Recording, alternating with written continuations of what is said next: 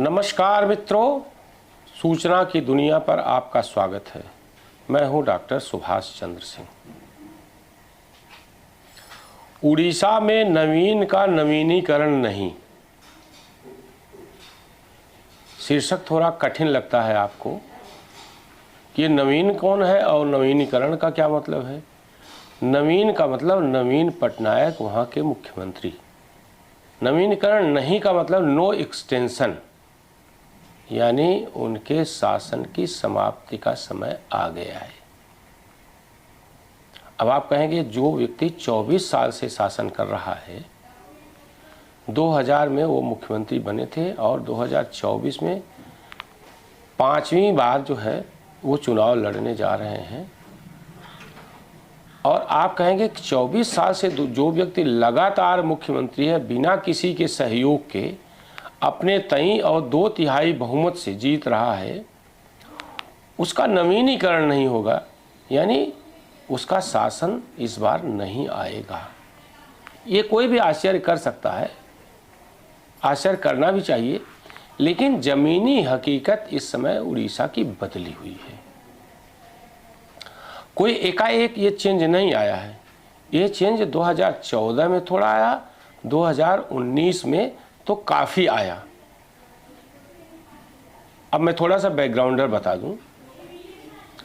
1998-99 में नवीन पटनायक के बीजू जनता दल का भारतीय जनता पार्टी से गठबंधन हुआ था और दोनों साथ चुनाव लड़े थे। उस समय कांग्रेस बहुत मजबूत पार्टी थी, उड़ीसा में कम से कम। पहली बार कांग्रेस को मात खानी पड़ी और केंद्र की अटल बिहारी वाजपेयी सरकार में नवीन पटनायक केंद्रीय मंत्री भी थे। 2000 में चुनाव हुआ। 2000 के चुनाव में भाजपा बीजेड यानी बीजू जनता दल वहाँ पर जो है सत्तारूढ़ या साझा सरकार बनी। फिर 2005 में चुनाव हुआ, दोनों बम्पर बहुमत से जीते। सभी 21 सीटें जो लोकसभा की थी जीते और 2/3 से ज़्यादा बहुमत दोनों को मिला करके मिला। 2009 में खटपट हो गई। खटपट ये हुई कि वहाँ ईसाई मिशनरियों का धर्मांतरण का काम चल रहा था। उसके खिलाफ विश्व हिंदू परिषद अभियान चला रही थी और उसके सबसे बड़े नेता होकर उभरे थे स्वामी लक्ष्मणानंद। ईसाई मिशनरियों द्वारा कथित रूप से उनकी हत्या कर दी गई और बड़ा भारी दंगा हुआ, बवाल हुआ। बाद में ग्राहम स्टेन्स और उनके 2 पुत्रों की कार में जला करके जिंदा जो है मार डाला गया। वह विवाद इतना बढ़ा कि नवीन पटनायक को डर सा लग गया। चौतरफा सेकुलर बिरादरी नेशनल इंटरनेशनल स्तर पर उनका घेराव शुरू हो गया और उन्होंने भारतीय जनता पार्टी से नाता तोड़ लिया। हालांकि बहुमत उनका नहीं था, लेकिन ऐसे मौके की तलाश में कांग्रेस रहती है, उसने उनको समर्थन दे दिया और उनकी सरकार बच गई। बाद के सारे चुनावों में बीजू जनता दल अकेले कभी 50% सीटें मिलती थी उसको, यानी आधी से अधिक सीटें, और कभी जो है 2/3 बहुमत भी मिला। पिछली बार तो 2/3 बहुमत 2019 में मिला। नरेंद्र मोदी का जब उदय हुआ 2014 में, तब भी भारतीय जनता पार्टी को केवल 2 सीटें मिली थी। बाकी सीटें नवीन पटनायक को मिली थी। कांग्रेस को एक भी सीट नहीं मिली, एक भी सीट। 2019 के चुनाव में थोड़ा बदलाव हुआ। नरेंद्र मोदी के कामकाज का असर पड़ा, उनके नेतृत्व का असर पड़ा। और ये भी बता दूं कि वहाँ पर लोकसभा चुनाव और विधानसभा चुनाव एक साथ होते हैं। एक साथ चुनाव हुआ तो 21 सीटों में भारतीय जनता पार्टी को 8 सीटें मिली, नवीन पटनायक की बीजू जनता दल को 12 सीटें मिली और कांग्रेस, जिसको 2014 में एक भी सीट नहीं मिली थी, उसको 1 सीट मिली। जिस हिसाब से लोकसभा में भारतीय जनता पार्टी को 8 सीट मिली, उस हिसाब से उसको कम से कम 50 सीटें मिलनी चाहिए थी। 147 में बीजू जनता दल को 112 मिली, लेकिन भारतीय जनता पार्टी को मात्र 23 सीटें मिली। इसका मतलब कि राष्ट्रीय स्तर पर नरेंद्र मोदी उनकी पसंद बनकर उभरे और स्थानीय स्तर पर नवीन पटनायक। अब मैं जब वोटों की वो करूं तो मैं ये बताऊं कि भारतीय जनता पार्टी को 12 सीटें 19 में मिली थी और उसका वोट प्रतिशत था बीजेडी को यानी बीजू जनता दल को 12 सीटें मिली और 42.8% वोट यानी लगभग 39%। बीजेपी को 8 सीटें मिली और उसका वोट प्रतिशत 38.4 यानी उससे केवल करीब 5% कम वोट मिले, लेकिन उसकी सीटें 8 मिली। और कांग्रेस को 1 सीट मिली 13.8% वोट यानी करीब 14% वोट। लेकिन अब विधानसभा में इसी वोट प्रतिशत के साथ विधानसभा में बीजेडी को 112, बीजेपी को मात्र 23, जबकि उसको जिस हिसाब से लोकसभा मिला हुआ था, मिली हुई थी सीट 8, उस हिसाब से उसको 50 से अधिक सीटें मिलनी चाहिए थी। लेकिन स्थानीय स्तर पर उड़ीसा में नवीन पटनायक पहली पसंद बने और कांग्रेस को मात्र 9 सीटें मिली और अन्य को 3 सीटें मिली, यानी कांग्रेस जो है सिंगल डिजिट में आ गई। मुख्य विपक्षी दल का दर्जा भी उसका छिन गया और भारतीय जनता पार्टी मुख्य विपक्षी दल होगी। लेकिन 2024 के चुनाव में स्थिति बहुत बदली हुई लग रही है। यहाँ पर जो है 4 चरणों में चुनाव होगा, लोकसभा और विधानसभा दोनों का, 13 मई, 20 मई, 25 मई और 1 जून को।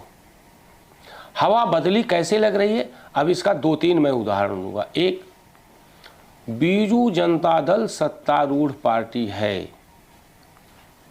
इसके बावजूद बीजू जनता दल से जिस तरह से भगदड़ मची है, उसके सांसद विधायक जिस तरह से, सिटिंग सांसद जिस तरह से भारतीय जनता पार्टी की ओर आ रहे हैं, ये बदली हुई हवा का संकेत है। जैसे 2 उदाहरण मैं आपके सामने रखूंगा। एक, केंद्रपाड़ा से पिछली बार सिने स्टार और वहाँ के अनुभवी जो है सामाजिक कार्यकर्ता अनुभव मोहंती, जो 19 में केंद्रपाड़ा से 1.5 लाख वोटों से भारतीय जनता पार्टी के उम्मीदवार विजयंत पांडा को हराया था 19 में। विजयंत पांडा इस समय भारतीय जनता पार्टी के उपाध्यक्ष हैं और उत्तर प्रदेश के प्रभारी भी हैं चुनाव के। वो अनुभव मोहंती भारतीय जनता पार्टी में शामिल हो गए, इसके बावजूद भारतीय जनता पार्टी ने उनको टिकट नहीं दिया, जबकि वो 19 में इन्हीं विजयंत पांड्या को 1,53,000 वोट से हराया था। लेकिन उन्होंने भारतीय जनता पार्टी में विश्वास व्यक्त किया, उनको टिकट भी नहीं मिला। 2014 में वो बीजू जनता से राज्यसभा सदस्य थे, संभव उनको बाद में राज्यसभा सदस्य भारतीय जनता पार्टी भेजे और उस केंद्रपाड़ा से जहां से 1,53,000 वोट से विजयंत पांडा हारे थे, उनको पुनः उसने टिकट दे दिया है। वो भी बीजू जनता दल में थे, बाद में भारतीय जनता पार्टी में आ गए। एक तो अनुभव मोहंती का, दूसरा कटक से भरतहर मेहताब 6 बार सांसद, 6 बार लगातार, और पिछली बार भी थे। इस बार बीजू जनता से भारतीय जनता पार्टी में चले आए और भारतीय जनता पार्टी ने उनको कटक से उम्मीदवार भी बनाया है। ये 2 और 10-15 विधायक, कई पूर्व विधायक जो बीजू जनता दल के थे, सारे के सारे जो है भारतीय जनता पार्टी में आए। किसी को भारतीय जनता पार्टी ने टिकट दिया, किसी को नहीं दिया। ये स्थिति है, बदली हवा का ये संकेत है। पहले कोशिश बीजू जनता दल की थी कि भारतीय जनता पार्टी से समझौता हो जाए और अस्वस्थ बीजू जनता दल के नवीन पटनायक पुनः मुख्यमंत्री बन सकें, क्योंकि उनको लग रहा था कि भारतीय जनता पार्टी नरेंद्र मोदी के नेतृत्व में जिस तरह से आगे बढ़ रही है, हो न हो उनको सत्ता से बेदखल होना पड़े, इसलिए समझौते की कोशिश कर रहे थे। लेकिन उड़ीसा की बीजेपी के राज्य इकाई ने इसका प्रबल विरोध किया और समझौता नहीं हो पाया। बातचीत के टेबल पर समझौता करने के लिए बैठे जरूर, लेकिन वो समझौता होने से पहले टूट गया और भारतीय जनता पार्टी इस समय फुल फॉर्म में है। उसने सभी 21 सीटों पर अपने प्रत्याशी घोषित कर दिए लोकसभा के, पहले 18 और फिर अभी कल परसों 3 उम्मीदवार और पूरे 21 उम्मीदवार घोषित कर दिए।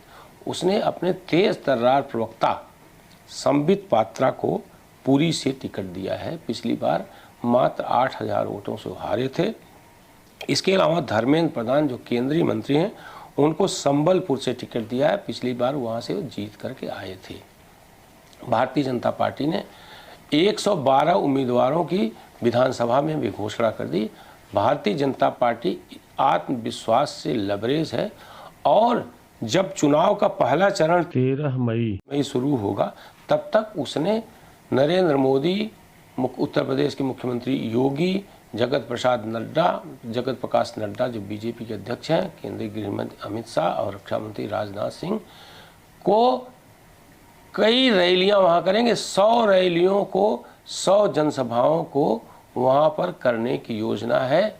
आप मान कर चलिए कि इस बार भारतीय जनता पार्टी जो स्थिति है, जिस मौजूद स्थिति में है, जिस तरह से नरेंद्र मोदी का पूरे देश में जो है गारंटी का जो वादा है, उस वादे पर जैसे पूरा देश विश्वास कर रहा है, वैसे ही आप मान कर चलिए कि उड़ीसा में भी उड़ीसा की जनता इस समय जो है नरेंद्र मोदी और भारतीय जनता पार्टी की उड़ीसा की इकाई पर पूरा विश्वास है। भारतीय जनता पार्टी का संगठन तंत्र वहाँ मजबूत है और सबसे बड़ी बात है कि उड़ीसा के मुख्यमंत्री नवीन पटनायक का स्वास्थ्य खराब चल रहा है और बहुत ज़्यादा प्रचार करने की स्थिति में नहीं है। तो मान कर चला जा सकता है कि इस बार नवीन पटनायक 24 साल बाद वहाँ के मुख्यमंत्री नहीं रहेंगे। भारतीय जनता पार्टी वहाँ पर पूर्ण बहुमत प्राप्त कर सकती है और बीजू जनता दल वहाँ पर हार सकती है। इस एपिसोड में बस इतना ही। आप लोगों में से जो लोग सूचना की दुनिया देख रहे हैं, जिन्होंने सब्सक्राइब नहीं किया है, वो कृपया इसको सब्सक्राइब करें, बेल आइकन दबाएं, लाइक करें, कमेंट करें और शेयर करना न भूलें। आप सभी लोगों का बहुत बहुत धन्यवाद, बहुत बहुत आभार। आप इस YouTube चैनल को लाइक करिए, सब्सक्राइब करिए, कमेंट करिए और शेयर ज़रूर करिए।